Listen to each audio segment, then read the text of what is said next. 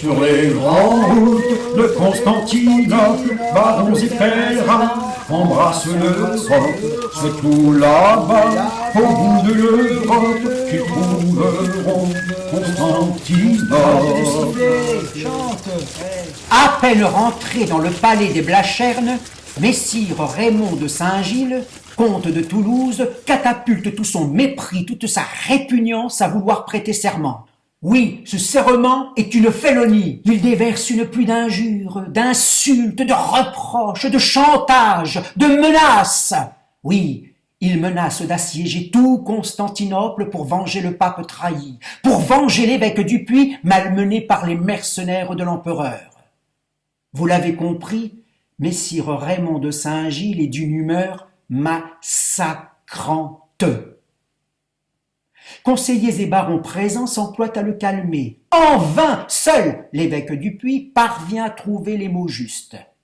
Quelque peu apaisé, Messire Raymond somme Alexis Comnène de rejoindre au plus vite l'entreprise et lui assure en contrepartie qu'il servira sous son autorité. Là encore, que peut bien répondre l'empereur sans déclencher un nouvel ouragan de fureur, pas toujours justifié? Oui, cette requête est irrecevable. S'absenter loin de Constantinople en ces temps troubles n'est guère conseillé. Alors, pour toute réponse, il envisage la chose, mais pas dans un futur immédiat.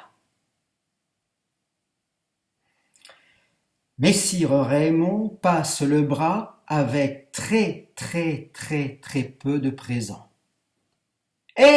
On ne peut pas tout avoir. Il n'a pas prêté serment, lui. Oh, il n'est pas le seul. Messire Tancrède de Tarente, le neveu de Messire Bohémond, oui, et quelques-uns ont refusé de prêter serment. Leur indignation était telle qu'elle pouvait remettre en cause la paix. On leur fit passer le bras en toute discrétion, contraint et forcé.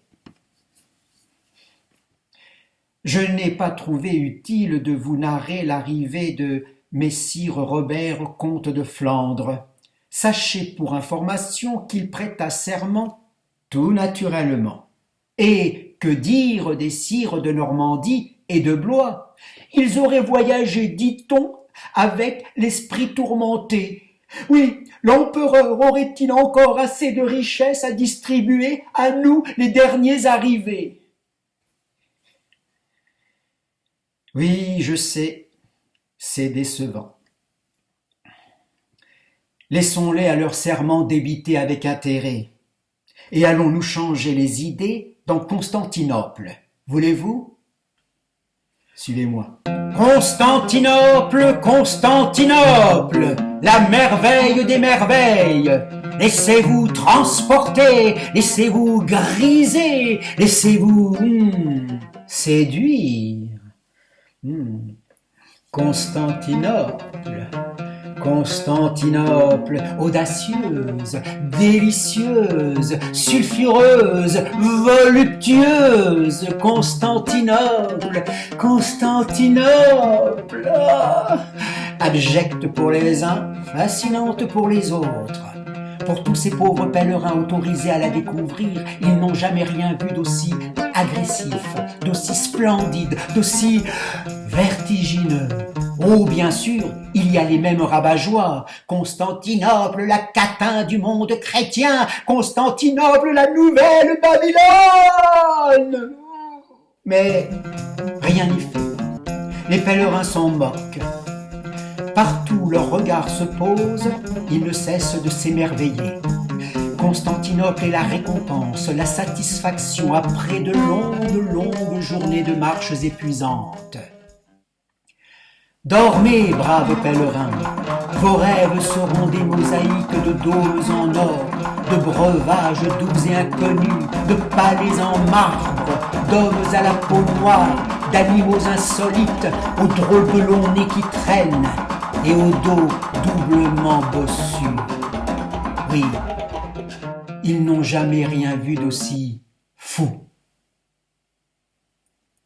Sous la voûte étoilée, qu'on ne peut comparer au faste de Constantinople. Messire Étienne de Blois, comme chaque soir depuis son départ, écrit à sa douce Adèle. Ma douce Adèle, ma douce mamie, mon amie fidèle que j'aime et chérie, Constantinople, ma chère, croyez-moi, une ville qui me plaît, une cité de joie. Constantinople, une ville qui me plaît. J'ai fait un séjour de près de 10 jours, 10 jours incroyables et inoubliables, dernier bon moment avant d'affronter les pires tourments qu'on doit rejeter. La route sera dure, mais j'irai quand même, que je vous rassure, à Jérusalem. Oui, tous vos emblèmes, à Jérusalem.